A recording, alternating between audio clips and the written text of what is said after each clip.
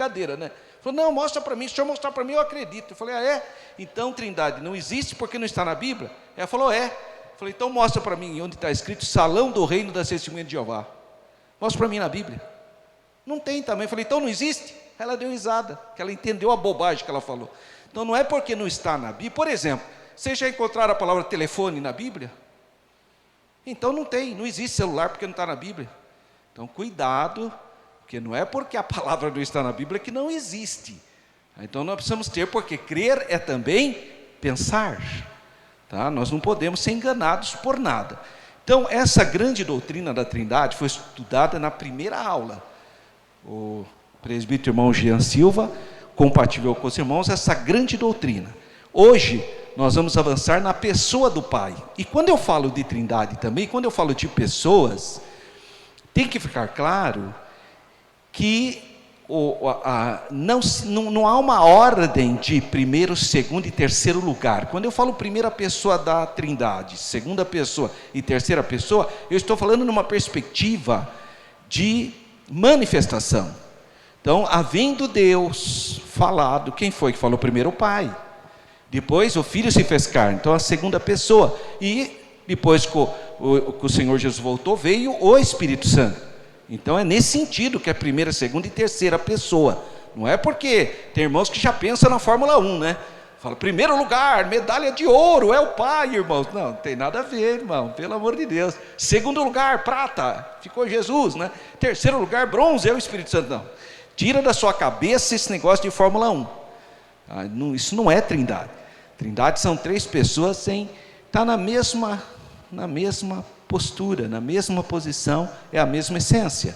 Agora, de fato, o Pai falou antigamente com os profetas, o Filho que se fez carne, e hoje o Espírito Santo. É nesse sentido que é a primeira, segunda e terceira pessoa.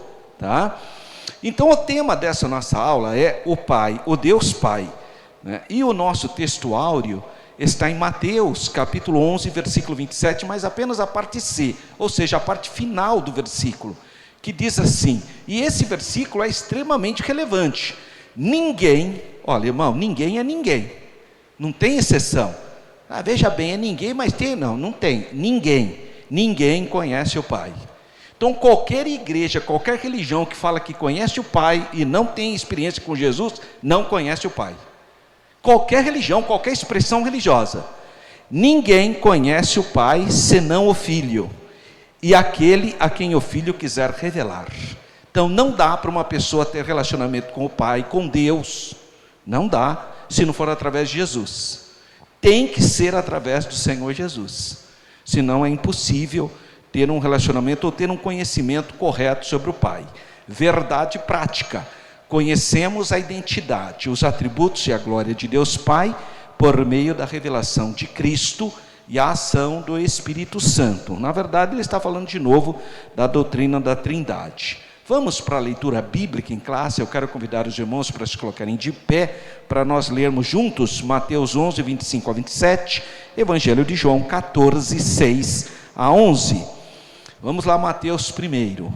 Naquele tempo, respondendo Jesus, disse, graças te dou, ó Pai. É isso mesmo? Graças te dou, ó Pai, que eu estou vendo que os irmãos não estão lendo comigo. Vamos lá. Senhor do céu e da terra, que ocultaste estas coisas aos sábios e instruídos e as revelaste aos pequeninos. Sim, ó Pai, porque assim te aprouve.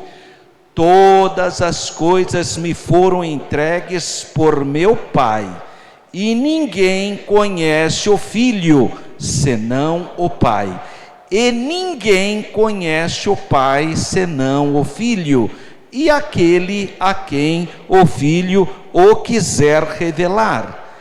Disse-lhe Jesus, eu sou o caminho, e a verdade, e a vida. Ninguém vem ao Pai, senão por mim. Se vós me conhecesseis a mim, também conheceríeis a meu Pai, e já desde agora o conheceis, e o tendes visto.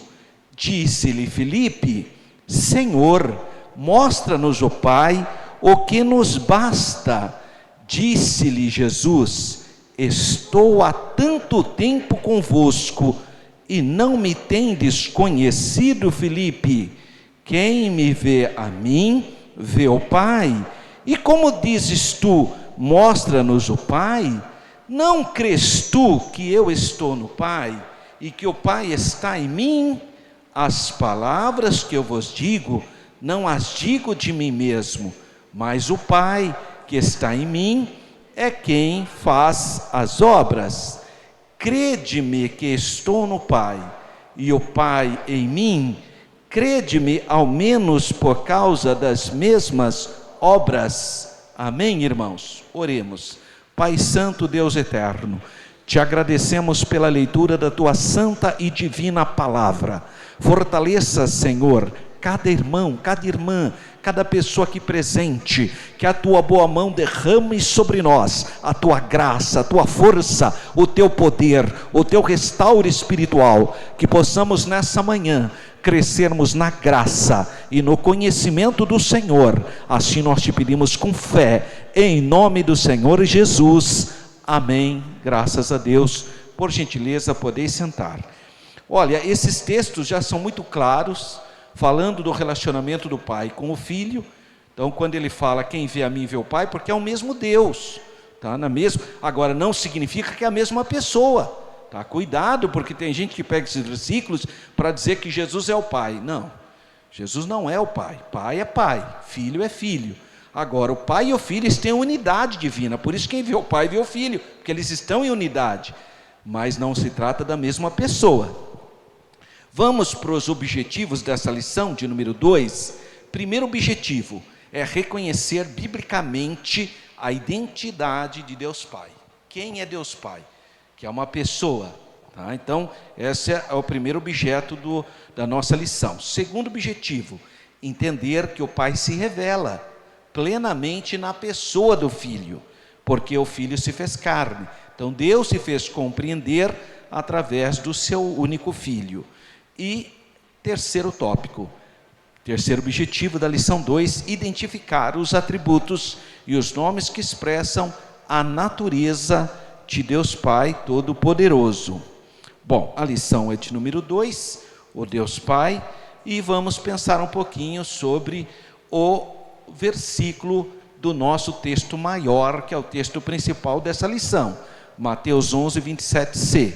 Ninguém conhece o Pai senão o Filho, e aquele a quem senão o Filho, e aquele a quem o Filho o quiser revelar. Bom, primeira coisa é a localização. Qual é o contexto dessa fala do Senhor Jesus? Está no capítulo 11 do Evangelho de Mateus, entre os versículos 25 e 30, que é sobre o jugo. Ele descreve o jugo dele quando ele está falando, né? O seu jugo é suave. E ele inicia dizendo: todas as coisas me foram entregues pelo meu Pai. Quer dizer, o Pai entregou tudo ao comando do seu único Filho, Jesus Cristo, o nosso Senhor. E isso está expresso em várias epístolas, inclusive nos Evangelhos. Todas as coisas necessárias para consumar o quê? A tarefa medianeira foram confiados pelo Pai ao Filho. Em outras palavras, não existe outro mediador. Quando alguém coloca outro mediador, você apresenta um defeito ao plano do Pai. Qualquer mediador que você colocar, você apresentou um problema. Então, o plano é perfeito. Então, se o Pai enviou o Filho para se fazer carne, não precisa mais de outro. Se você precisar de qualquer uma outra coisa, você está com um problema na sua fé. E aí vem a fraqueza do catolicismo. Quando o catolicismo, embora acha que está chegando a Cristo através dos santos, através de Maria, já comete uma fraqueza abissal. Por quê? Porque a Bíblia é clara, todas as coisas foram entregues para o Filho. É através do Filho, não tem outro nome dado. Não existe outra possibilidade. Então já são mecanismos humanos de crenças que tentam se harmonizar a palavra. Então o catolicismo já comete um flagrante distúrbio, né, do que diz a palavra. Por quê? Porque todas as coisas foram entregues a Jesus. Então Jesus é o único mediador. Então não tem outra possibilidade de mediação. Esta é uma grande verdade e é a chave do conhecimento da salvação. É isso mesmo que diz Pedro, quando Pedro está pregando ali em Atos, se não me engano aqui é no capítulo 4, versículo 12, ele diz assim, versículo 11, capítulo 4, versículo 11 e 12, ele é a pedra que foi rejeitada por vós, os edificadores, o qual foi posta por cabeça de esquina. Agora olha o versículo 12, e em nenhum outro há salvação, porque também debaixo do céu nenhum outro nome há, dado entre os homens, pelo qual devamos ser salvos. Não tem outro nome. Mas veja, coisas que são meio preto no branco, né? Não dá para torcer o que diz o texto sagrado. Aqui está falando que não tem. Aqui está dizendo que ele é o único caminho. Aqui está dizendo que ele é a única referência, é o único mediador. E a pessoa consegue inventar outros mediadores. Aí é difícil, né, irmão? Uma pessoa que não tem, então, o discernimento da palavra. O homem, então, o Senhor Jesus Cristo, recebe do Pai. E em consequência de sua união com a divindade, a mesma natureza, torna-se o Senhor e o dispensador soberano de todas as coisas. Então o Pai não se fez carne. Quem que se fez carne? O Filho. E é por isso que é através do Filho que a gente volta ao Pai. Porque o Filho fez o papel de mediador entre Deus Pai e os homens. Então todas as fontes do favor divino estão nas mãos do Senhor Jesus. Então quem que o Senhor Jesus é? Sacerdote eterno. Através do sacrifício dele, olha só, através do sacrifício dele, todos os homens têm acesso ao Pai. Isso é uma coisa maravilhosa que só existe no cristianismo. Não é da sua obra, não é da sua capacidade mental, sua capacidade intelectual, revelação, nada disso. É através do sacrifício de Jesus. Você crê no sangue de Jesus, você acredita em Jesus, crê que Ele vai interceder por você, Ele é o seu Salvador e está resolvido o seu problema. Tá? Pela fé você recebe então a justificação. Todo o bem procede do Salvador. Então Jesus é a cabeça, é o mediador, é o exemplo, é o pastor perfeito, é o juiz soberano de todo mundo. Então Jesus é o Cristo, o Filho de Deus, é a expressa imagem do Pai. Então como o Pai não se fez carne, Ele enviou o Filho. E você só chega ao Pai através do seu Filho, Jesus. Então ele vai dizer, ninguém, claro, por isso que ele pode declarar que ninguém conhece o Filho, a não ser o Pai, óbvio. E ninguém conhece o Pai, a não ser o Filho. É um caminho de mão dupla, né? Então não dá para a pessoa falar, não, você vê, eu creio em Deus, eu não creio em Jesus, viu, irmão, mas eu creio em Deus. Aí Jesus fala em João 14, né? Vocês creem em Deus? Crede também em mim. Sabe o que Jesus está querendo dizer? Da maneira que vocês creem no Deus de Abraão, de Isaac e de Jacó, vocês têm que acreditar em mim também, senão não adianta nada. Então credes em Deus, crede também em mim. Então da mesma maneira que vocês dizem que creem em Deus, vocês têm que crer em mim. Olha o que Jesus está dizendo, Ele está pondo ao mesmo pé do Pai. Então ninguém pode compreender totalmente a natureza e os atributos de Deus, exceto por Cristo. Ninguém pode compreender então totalmente a natureza, a encarnação de Cristo, senão o Pai. Não dá para entender, irmão, é um mistério, a Bíblia fala que é um mistério. Nos cultos natalinos que nós tivemos aqui, a gente fez muitos apontamentos, falando de mistério, a encarnação, a ênfase, porque isso aí é uma coisa extraordinária, isso está na mente do Pai, isso é projeto do Pai. O plano da sua salvação, da sua redenção, o Pai te amou. O Pai te amou de uma maneira tão ímpar, tão sui generis, tão especial, ao ponto de resolver o seu problema. Jamais você chegaria à presença do Pai. Mas o Pai vai resolver esse problema como? Ele vai enviar Jesus, através da encarnação. Então quando o Verbo se faz carne, com a mesma nossa natureza, sem pecado, Ele é o nosso Adão perfeito, que pode nos reconciliar com o Pai. Mas isso é mistério, isso é um plano de Deus. Então não entra na cabeça de muita gente isso. Eu percebo, tem pessoas questionando até hoje, mas como assim? Não. Isso é uma coisa que só o Pai que sabe e o Filho. Só na eternidade tem coisas que a gente não consegue entender. A plena compreensão e reconhecimento da divindade e o ministério da Trindade pertence somente a Deus. Claro, não dá para uma mente maculada pelo pecado, conceber Deus. Eu vou te dar aqui alguns exemplos. Então tem gente que fala assim, não, Deus é uma só pessoa. Tá, e o que você faz com Jesus e com o Espírito Santo?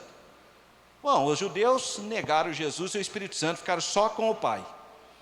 É uma religião, é o judaísmo, é uma religião revelada também, e a unicidade absoluta. Então, em Deus só tem uma pessoa, mas não tem Jesus e não tem o Espírito Santo. Em outras palavras, não tem nada.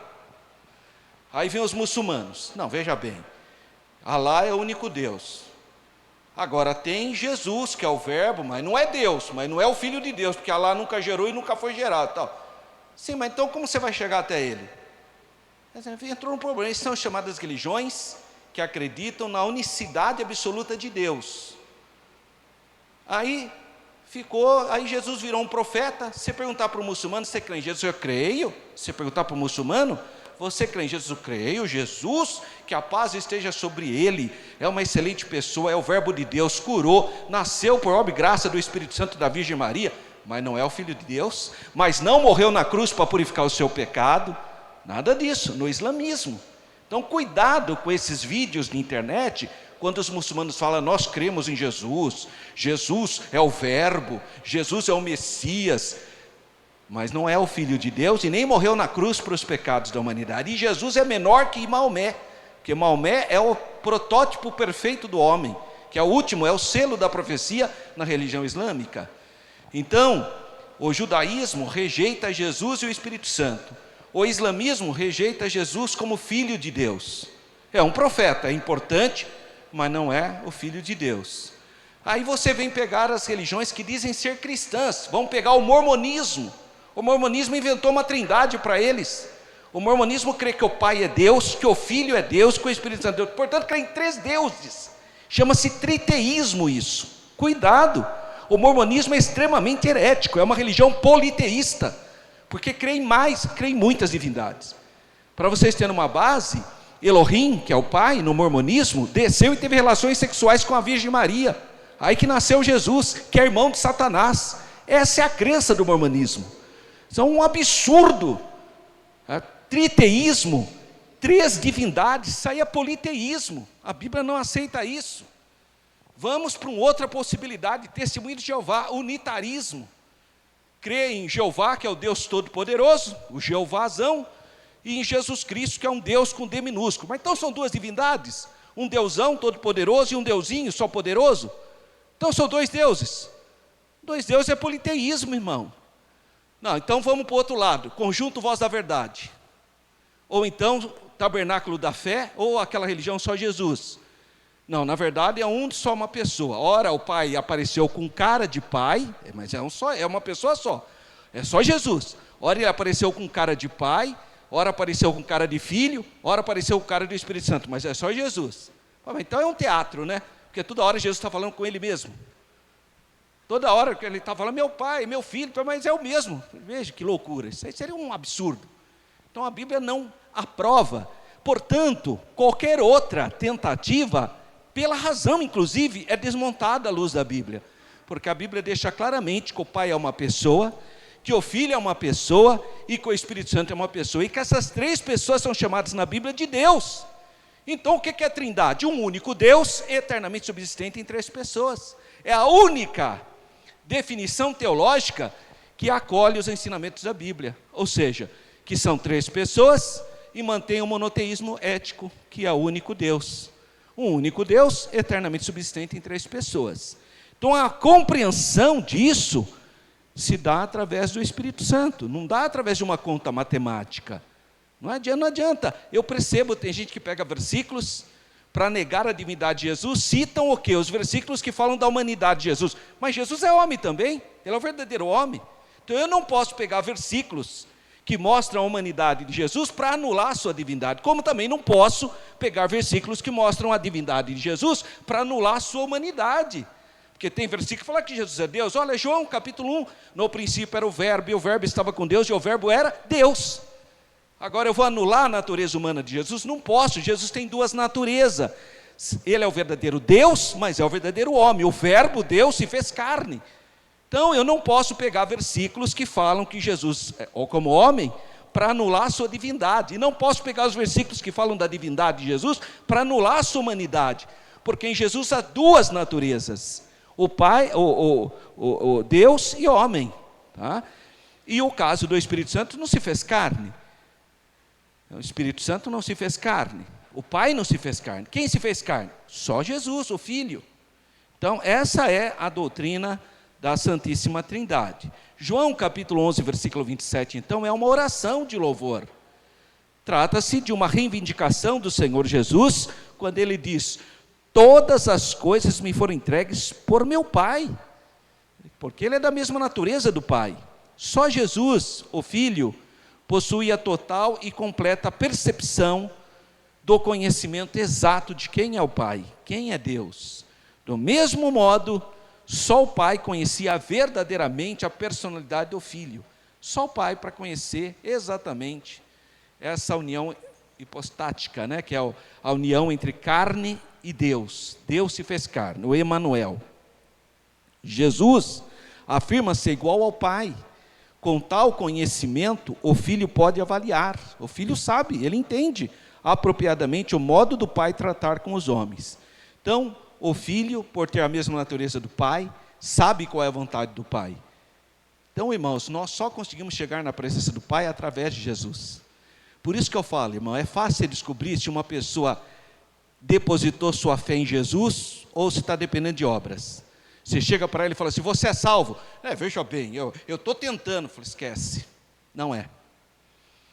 Porque quando você chega para uma pessoa e fala assim: você é salvo? Fala: sou pelo sacrifício de Jesus. Ele já pula logo.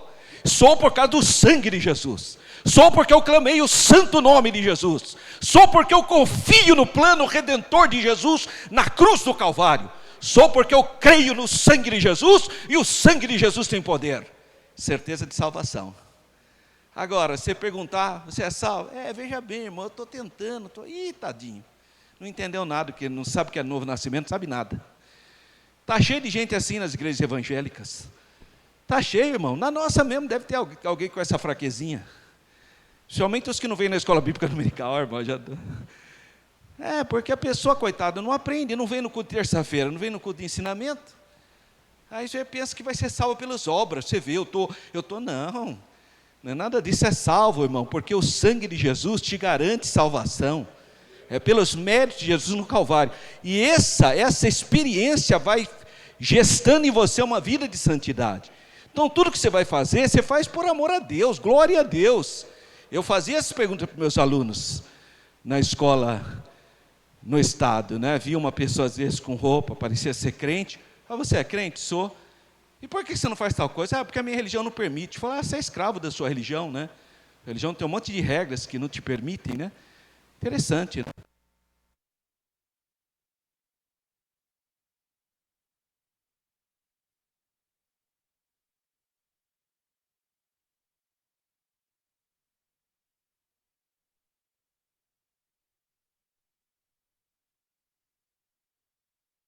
Para ver uma vida de acordo com a vontade dele. Para mim, o que importa é Jesus, não os homens. Olha, mas era raro. Normalmente a pessoa fala: a minha religião não permite. Olha que situação.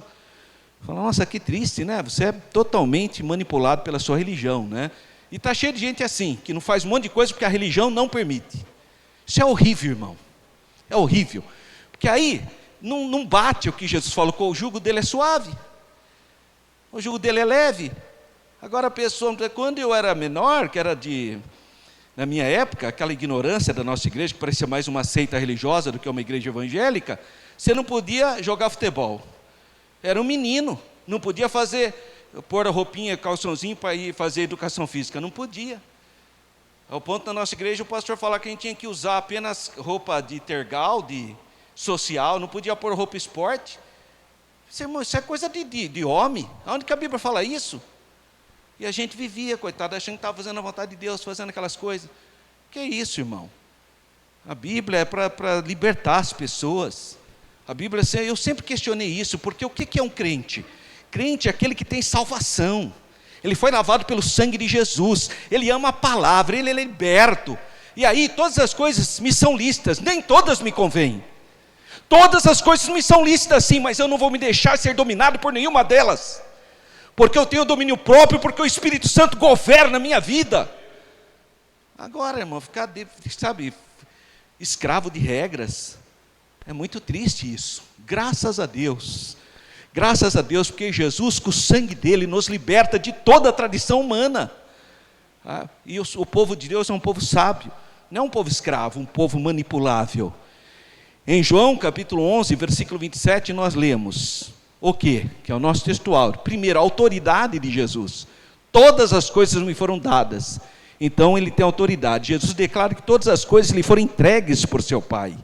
Isso significa que o Senhor Jesus possui a autoridade total sobre todas as coisas. Oh, glória a Deus, irmãos. Só por isso é motivo de eu estar feliz, porque eu creio no nome poderoso, eu creio em uma pessoa que tem todo o poder em suas mãos. O meu Jesus é esse poderoso. Por isso que a igreja é cristocêntrica, por isso que a igreja faz tudo em nome de Jesus. Por quê? Porque Jesus tem autoridade. Segundo, nesse textuário nosso, a gente encontra o conhecimento mútuo. Existe um conhecimento único e profundo entre o Pai e o Filho. Só o Pai conhece o Filho e só o Filho conhece o Pai. Este conhecimento é exclusivo e total, ressaltando a unidade e a divindade de Jesus, porque jamais Jesus seria Deus se ele não conhecesse o Pai. Não tem jeito. Se ele não conhecesse o Pai, então como que ele vai ser da mesma unidade que o Pai? Para ele ter esse conhecimento mútuo, só o Pai conhece o Filho e só o Filho conhece o Pai, porque eles são da mesma unidade, da mesma essência. Então até nesse versículo eu vejo a divindade do Filho. Terceiro, revelação do Pai. O conhecimento de Deus Pai só é acessível por meio de Jesus Cristo. E Jesus é o que revela o Pai. É Jesus que revela o Pai à humanidade, porque Ele conhece o Pai. Aqueles a quem Jesus decide revelar o Pai são abençoados, então, com a compreensão da sua palavra. Eu vou citar agora alguns pais da igreja, por exemplo, Irineu de Lyon. Irineu de Lyon é um pastor da cidade de Lyon, na França, atual Gália, atual França, do segundo século, 130 a 202, e ele que escreveu uma obra fantástica, chamada Pedagogia Divina, Irineu de Lyon. Ele foi um mártir, ele foi martirizado no segundo século, e ele fala assim, ele enfatiza que somente Jesus Cristo pode revelar o Pai. Ele usa a metáfora da luz e do sol, onde Cristo é a luz que revela a glória do Pai. Então, ele vai deixar claro o que nós cremos hoje, que é só Jesus que pode revelar o Pai. Sem Cristo, seria então impossível conhecer o Pai. Verdadeiramente não se conheceria Deus. Isso está então em consonância com Mateus 11, 27, o nosso textuário, onde a exclusividade do conhecimento mútuo entre o Pai e o Filho é destacada. A pessoa pode falar que conhece a Deus, que serve a Deus, mas se não tiver Jesus não tem nada. Tá claro isso, irmãos, para vocês? Se não tiver relacionamento com Jesus, não tem nada. Está perdendo tempo, hein? Não, eu sirvo a Deus, eu faço isso, está perdendo tempo. Tem que ter Jesus, tem que nascer de novo, tem que ter comunhão com o Filho, para conhecer verdadeiramente quem é o Pai. Vamos ver Atanásio, já é o terceiro século, e já entrando no quarto século, 296 a 373. Esse Atanásio, ele escreveu o chamado Credo Atanasiano, que é uma das declarações de fé mais bonitas da igreja. Ele que fala: adoramos um Deus em trindade, trindade na unidade, não confundimos as pessoas, nem separamos a substância. É o Atanásio que fez esse credo, claro, ajudado por outros teólogos, Ele insiste na consubstancialidade do Pai, por isso que ele fala: o Pai é eterno, o Filho é eterno e o Espírito Santo é eterno, mas não há três eternos. O Pai é imutável, o Filho é imutável e o Espírito Santo é imutável, mas não são três imutáveis. É uma imutabilidade única, onde subsistem as três pessoas. Então o Pai é Deus, o Filho é Deus e o Espírito Santo é Deus, mas não são três deuses, é um Deus. Então ele vai explicando. Nesse credo ele fala: o Pai não é gerado e nem procedente. O Pai é eterno, não é gerado e nem procedente. O Filho é eterno, mas é gerado. E o Espírito Santo é eterno, mas é procedente. Então ele trabalha essas palavras no chamado credo atanasiano, e ele fala da mesma substância, ou seja, da mesma essência. Então fala que o Pai, o Filho e o Espírito Santo possuem a mesma natureza, por isso que um pode revelar o outro. Essa união, então, é fundamental para nós entendermos o Evangelho de Mateus, capítulo 11, versículo 27, onde o conhecimento exclusivo e mútuo entre o Pai e o Filho é mencionado. É exclusividade, irmão. Só o Pai conhece o Filho e só o Filho conhece o Pai. E o terceiro pai da igreja antiga, que já está mais para o século IV, é o Agostinho de Hipona, 354 a 430. O Agostinho de Hipona escreveu um livro, eu tenho esse livro tem 1.600 anos, né? O tempo que esse livro foi concebido, e eu sugestiono para os irmãos, se você gosta de teologia, você tem que adquirir esse livro, chama A Trindade, de Santo Agostinho. Você vai ficar impressionado como que no ano, por volta do século IV, um homem produziu uma obra-prima teológica tão profunda, sem inteligência artificial, sem Google, sem nada, ele ter produzido algo tão extraordinário no nordeste da África, que é o Agostinho de Hipona. É uma obra-prima, chama Trindade, de Agostinho de Hipona. É uma obra quase 500 folhas, mas maravilhoso. Você fica espantado desse matéria que ele escreveu, desse livro chamado A Trindade. Ele enfatiza que Jesus Cristo é o mediador e o revelador do Pai. Então, nessa obra que ele escreveu, The Trinity, que é a Trindade, ele explica que o conhecimento de Deus é possível apenas através do Filho, que é a perfeita imagem do Pai. Esse entendimento, então, está diretamente alinhado com Mateus 11, 27, que é o nosso textuário, onde Jesus afirma que ninguém conhece o Pai, a não ser o Filho, e aqueles a quem o Filho quiser revelar. Então, nas palavras de Jesus, foram proferidas as palavras dele, quanto à sua rejeição já era um fato consumado por parte de muitos, e os quais lhes faziam oposição de muitos modos. Muita gente não crê em Jesus, falando contra Jesus, já estava claro ali que o povo judeu tinha rejeitado o Senhor Jesus. Mesmo assim, pode-se dizer que a rejeição a Deus é o resultado natural da rejeição a Cristo por parte dos homens. Quando as pessoas rejeitam Jesus, eles estão rejeitando a Deus, na verdade. Essa é a questão. Rejeitou o Senhor Jesus, rejeitou a Deus. Não, eu amo Deus, é Deus, tal, mas não crê em Jesus? Não, então você rejeitou a Deus. Porque ninguém conhece o Pai senão o Filho. Bom, então essas são as considerações iniciais do nosso textuário de Mateus 11, 27, parte C. A lição é 2, né? O Deus Pai, e a introdução da nossa lição, ela vai retomar de novo a base de todo esse trimestre, que é janeiro, fevereiro e março. Nós vamos estudar sobre as pessoas da unidade divina. A doutrina da Trindade, então, é um mistério revelado e central à fé cristã. Um só Deus em três pessoas coeternas, consubstanciais e distintas: o Pai, o Filho e o Espírito Santo. Cuidado para não dar conceito errado. Estou cansado de ouvir, eu faço isso com meus alunos lá na escola teológica. Eu pergunto, escuta, me define o que é a doutrina da Trindade. E às vezes no crivo também.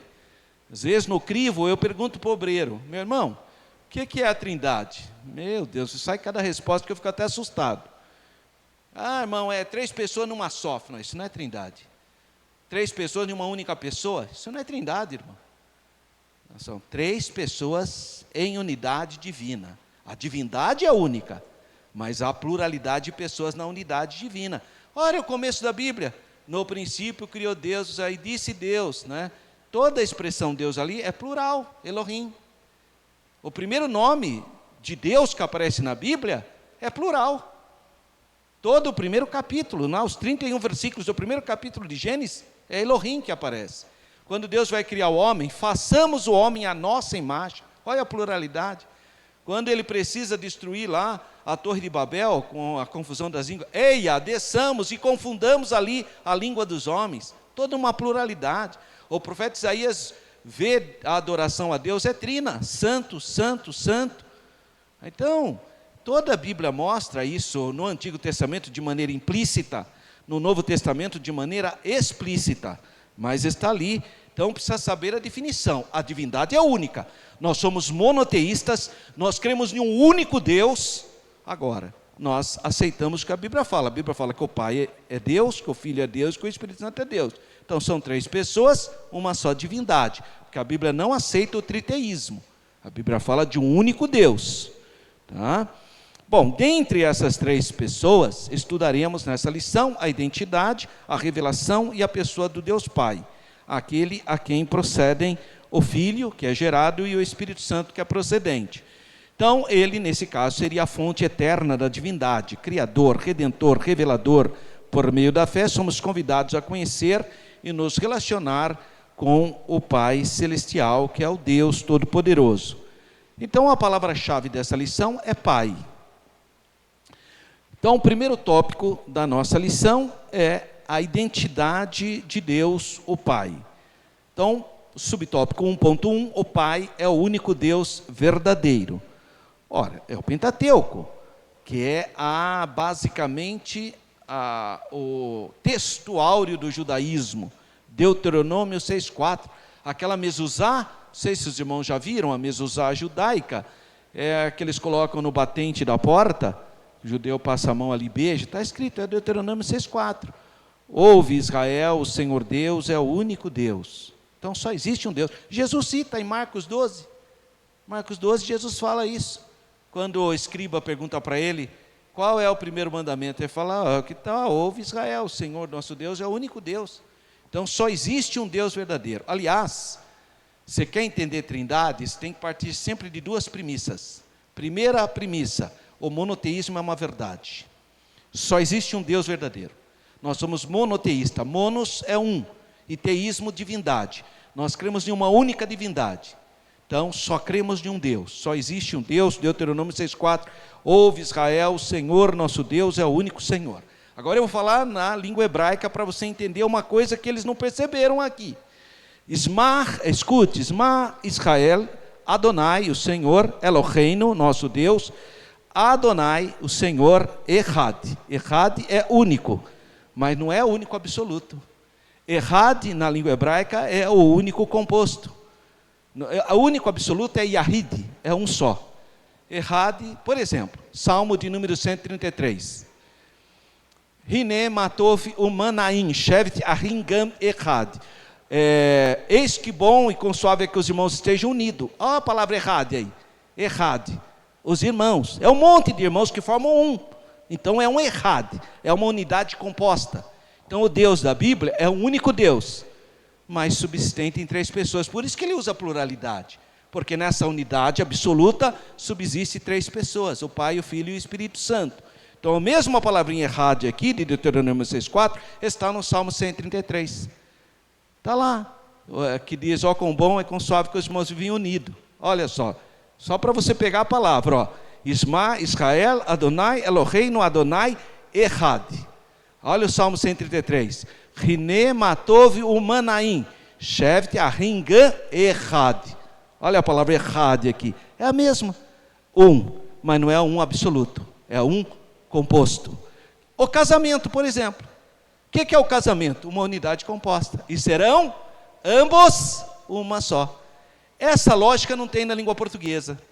Em português, é absoluto. Não tem jeito de falar, não tem isso, ou é você ou é sua esposa. Mas na língua hebraica, e para Deus, os 2 são um. E serão ambos uma só carne. Ao ponto de que se o marido tratar mal a esposa, Deus nem ouve a oração dele. Olha, porque serão ambos uma só carne. Então, esse conceito de unidade na pluralidade está presente na Bíblia. Não está presente na nossa língua. Na língua portuguesa realmente não tem isso. Talvez esse seja um dos motivos da dificuldade de nós entendermos a Trindade. Porque o que para nós é singular, é um só. E plural são 2. Então tem palavras distintas, mas não é o caso aqui que nós estamos verificando. Então o Deus no Antigo Testamento é um só Deus, é o monoteísmo. Então olha, que eu falei, primeira premissa da nossa fé, cremos no único Deus. É monoteísta. Agora, qual é a segunda premissa? O Pai, o Filho e o Espírito Santo são 3 pessoas. Então tem que conciliar isso. O monoteísmo, que só tem um Deus, e as 3 pessoas. Como que eu concilio isso? Trindade. Um único Deus, eternamente subsistente em 3 pessoas. O Pai, o Filho e o Espírito Santo. Então, Quem escreveu essa expressão aqui que eu estou passando é o Sterling Horton. Então, de novo, se você quer comprar um livro bom de teologia, Teologia Sistemática da CPAD, o responsável é Sterling Horton. Foi talvez um dos maiores pentecostais, e a editora CPAD publicou muito livro deles. Então, se você quiser um livro bom de teologia, para você estudar, Sterling Horton, Teologia Sistemática, tá bom? Da CPAD. O Novo Testamento, então, apresenta o Pai como Deus por excelência, identificando 6 vezes o título de Deus Pai. Então, está aqui todas as citações, eu nem vou passar, mas está disponível aí na lição. Além dessas ocorrências explícitas, a Bíblia frequentemente refere Deus como Pai. Eu quero que você anote aí na sua Bíblia. Abre aí a segunda epístola de João. Abre aí na sua Bíblia, segunda epístola de João. Só para você ver como que é interessante a expressão na Bíblia. A segunda epístola do apóstolo João. Veja o versículo de número 3, é a saudação. Grife aí na sua Bíblia, é bom que você tenha isso grifado.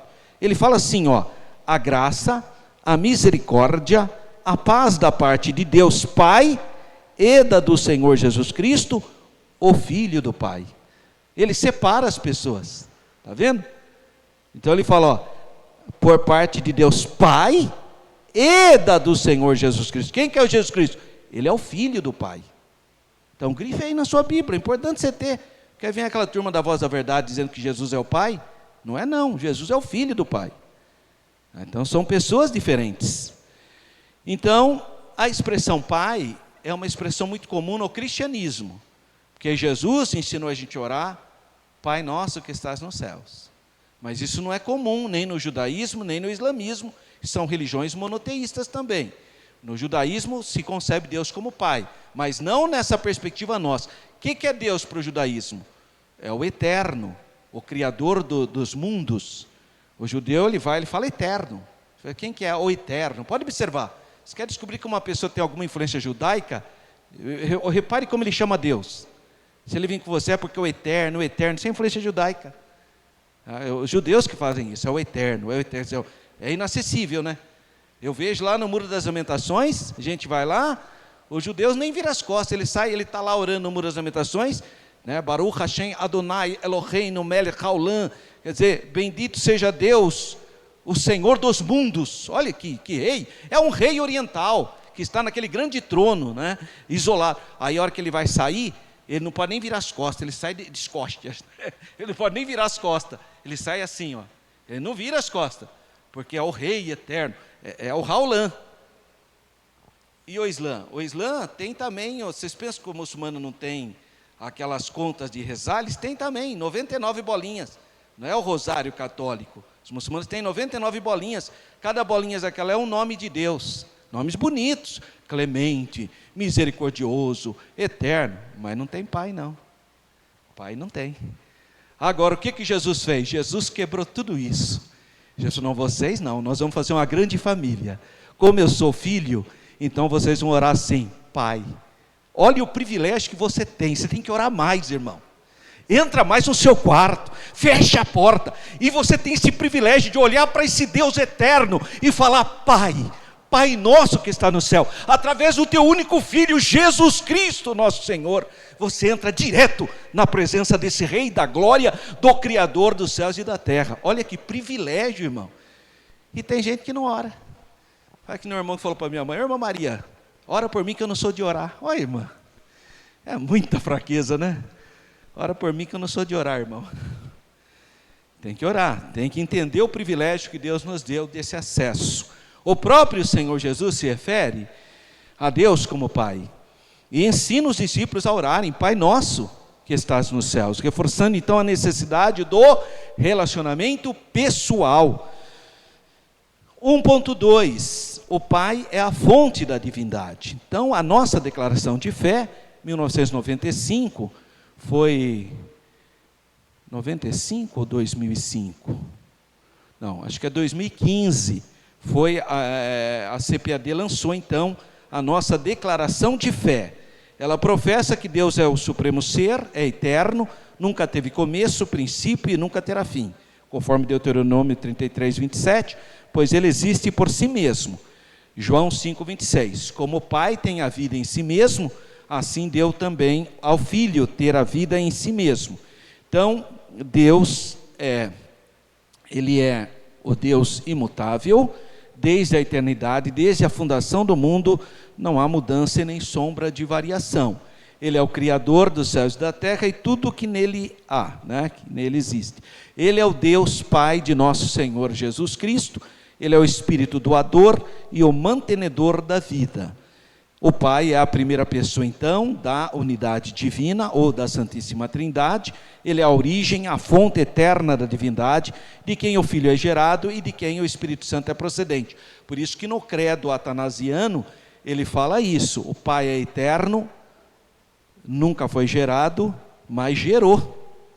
Então o Pai é eterno, não é gerado e não é procedente. O Filho é eterno, é gerado, não procedente. O Espírito Santo é eterno, não gerado, mas procedente. Por quê? Porque Jesus falou: eu volto para o Pai, mas enviarei o outro Consolador. Então, procedente. Tá? 1.3. O Pai age por meio do Filho e do Espírito. Então, a paternidade é o papel da primeira pessoa da unidade divina. Assim, o Pai opera por meio do Filho. Preste atenção aqui para você entender a Trindade de uma maneira muito pedagógica e fácil. Olha só. O Pai escreveu um plano de redenção, porque Ele ama você. Você que está aqui nessa aula, olhou para você e falou: eu amo eles, eu vou fazer um plano da redenção. Isso na eternidade dele. E aí Ele falou para o Filho: você vai se fazer carne e vai executar o plano da redenção. Aí o Filho, não foi o Pai que fez isso, o Pai fez o plano. Deus amou a humanidade, então fez o plano. Mas quem se fez carne, quem nasceu por obra e graça do Espírito Santo e da Virgem Maria, foi o Filho. O Filho executou o plano do Pai. Morreu na cruz, derramou o sangue dele e voltou para o Pai. Mas quem convence você dessa verdade? Quem é que te convence que Jesus Cristo é o Senhor? Quem é que convence que você é um pecador? Quem é que te convence que você precisa de Jesus? É a pessoa do Espírito Santo. Está vendo como que é facinho entender a Trindade? O Pai fez o plano da redenção, o Filho executou o plano e o Espírito Santo te convence do plano. Portanto, para ser salvo, tem que crer na Trindade. Porque o Pai fez o plano, te amou de tal maneira que deu seu Filho. O Filho veio e executou o plano, e o Espírito Santo te convence do pecado, da justiça, do juízo, para aceitar o plano. Senão não adianta nada. Então, as três pessoas fazem parte da nossa salvação. Isso não implica inferioridade, quando estou falando primeira, segunda ou terceira pessoa, eu já expliquei isso para os irmãos, O Pai proclamou as palavras criadoras, o Filho executou, o Pai planejou a redenção, o Filho a realizou. Quando o Filho retornou ao céu, o Espírito Santo foi enviado pelo Pai e pelo Filho, para ser consolador e ensinador. Então, o credo atanasiano, século IV, século V, diz: nenhuma das três pessoas é antes ou depois de outra, nenhuma é maior ou menor do que a outra, mas as três pessoas são coeternas e coiguais. Graças a Deus. Então, resumo do tópico 1. O Pai é plenamente revelado em Cristo, sendo conhecido apenas por meio do Filho, que é a expressão exata do seu poder. Segundo tópico da nossa lição: o Pai revelado em Cristo. 2.1, subtópico: o Pai se revela aos humildes. Bom, Mateus 11, 25 diz: ocultasse essas coisas aos sábios entendidos ou instruídos e revelasses aos pequenininhos. Os primeiros intitulados sábios, sófos, são aqueles que detêm inteligência ou educação acima da média. Os outros instruídos, sinetos, são as pessoas com cultura e instrução. Então, esses vocábulos caracterizam os fariseus, que ele estava se referindo aos escribas. Eles se vangloriavam de sua formação privilegiada, sua formação teológica, mas que padeciam de cegueira espiritual. Porque é o seguinte, irmão: quanto mais você estudar, guarde isso. Se eu aprendi, muito jovenzinho, adolescente ainda, eu aprendi em Jundiaí com o pastor Ezequias Soares de Souza, da Silva. O pastor Ezequias Soares da Silva é um dos pastores mais cultos que eu já conheci no Brasil. Hoje ele é o atual presidente da Sociedade Bíblica do Brasil. Mas ele fala hebraico, ele se formou na Universidade de São Paulo. E eu convivi com ele, eu fui com o pastor dele por muito tempo. Eu ajudava ele ali, ele fazia as lições bíblicas, eu que fazia as correçõezinhas que fossem pertinentes. Então eu dava assessoria para ele. Uma pessoa extremamente culta, mas pensa numa pessoa extremamente humilde. extremamente humilde. Você não sabe, você fica até falando, não é possível. E ele sempre falava, quanto mais a gente aprende, mais humilde a gente tem que ser. Irmão, as coisas de Deus é o contrário. Quanto mais você estuda, quanto mais rico você ficar, quanto mais privilegiado você for, mais humilde você seja. Essa é a vontade de Deus, não é o contrário. Agora a pessoa, coitada, faz o curso teológico, põe um anelzão, fica andando assim, senhor irmão. Para que isso? Você fica, ter humildade, que bom que Deus te deu essa oportunidade. Agora, irmão, é um conhecedor, glória a Deus, Não, irmão. Vai expulsar demônio com o anelzão lá, sai. A mozinha sai. Saia. O diabo leva até o seu anel embora. Então, não pode, irmão. Quanto mais, então é isso. Jesus, sendo Deus, não se apegou aos atributos divinos para vencer o pecado. Então, isso é um aprendizado que eu e você tem. Quanto mais privilégio Deus te der, mais oportunidade, isso, aproveite mesmo. Você é bênção de Deus, mas humildade. Não coloque isso para achar que é superior aos outros, que tem mais. Não, não tem não. É humildade. Por quê? Porque os fariseus e escribas tinham essa fraqueza gigantesca, que era se vangloriar por causa do conhecimento. Ao invés de compartilhar, retinha para eles para status pessoal. Significa que os mistérios do reino de Deus não são revelados aos soberbos, aos que se consideram sábios aos seus próprios olhos. O Pai se dá a conhecer aos néfios, pequeninos, aqueles que possuem a humildade de uma criancinha. 2.2, o Pai se faz conhecer pelo Filho. Então o Pai, ele enviou o Filho para você aceitar o Filho. É através do Filho que você vai chegar ao Pai. Só ficar forçando a barra, vai direto para o Pai, não dá. Não dá, você não atinge Deus. Deus nunca foi visto por ninguém. Quer ver? Vou te ler um versículo aqui que talvez você nunca prestou muita atenção. Aqui, 2 Timóteo.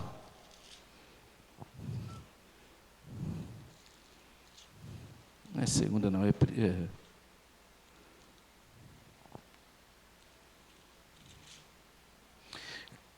Timóteo, capítulo 6, versículo 16. Olha aqui o que acontece com Deus, olha.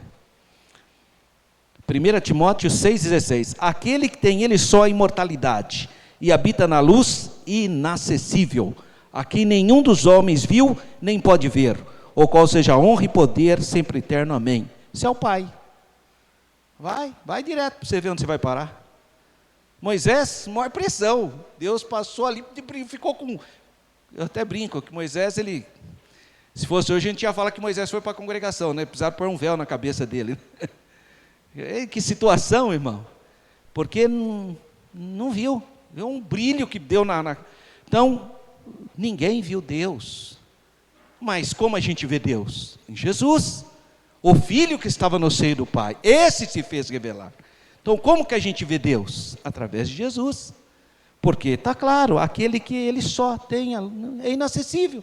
Não tem acesso. Você só tem acesso se for através de Jesus. Então não tem jeito de conhecer a Deus se não for através de Jesus. Não adianta. Tem que ser através do Filho. Então a intimidade entre o Pai e o Filho é absoluta e perfeita. Ninguém conhece o Pai senão o Filho e aquele a quem o Filho o quiser revelar. E graças a Deus por essa manhã, porque o Filho se revelou, nós temos esse privilégio, essa comunhão com Deus Pai Todo-Poderoso, através do seu único Filho, Jesus Cristo nosso Senhor. Glória a Deus por essa vitória.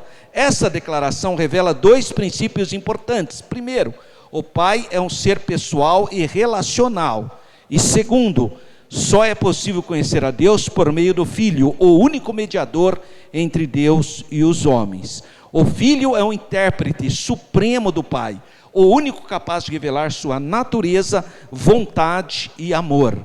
Sem Cristo, qualquer tentativa de conhecer o Pai será incompleta, distorcida, fadada ao erro e à idolatria. Estão entendendo, irmão? Qualquer tentativa de querer chegar a Deus, se for fora de Jesus, você vai cair na idolatria. E não é isso mesmo que a gente tem visto? 2.3. Quem vê o Filho vê o Pai. No diálogo então de Filipe, Jesus revela: quem me vê a mim, vê o Pai. Ele fala para Filipe. Essa declaração ratifica a doutrina da unidade da Trindade. Jesus é a perfeita expressão do Pai. Hebreus 1:3. o qual, sendo o resplendor da sua glória e a expressa imagem da sua pessoa. Jesus é a imagem expressa de Deus. Então, a unidade entre pai e filho é essencial e inseparável. Eu e o pai somos um Deus. Um Deus. Eu e o pai estamos em unidade. Então, eu sou igreja, mas só que você é igreja também. Quem vê eu ou vê o pastor Leude vê a igreja, porque nós somos igreja, uma coisa. Então, quem vê... Outra coisa importante, quando eu falo, por exemplo, quer ver? Quando eu digo assim, o meu pai, o irmão Lazinho, meu pai, que mora lá em Jundiaí, é maior do que eu. Eu acredito nisso. Por que eu acho que meu pai é maior do que eu? Porque meu pai foi antes de mim nesse sentido. Mas eu deixei de ser humano porque eu falei que o meu pai é maior do que eu? Não, a discussão não é natureza, é de função. Eu continuo sendo humano, a mesma coisa. Só porque eu falei que o meu pai é maior do que eu, não sou mais humano? Aí as pessoas pegam, não, Jesus não é Deus, porque ele falou que o pai é maior do que ele.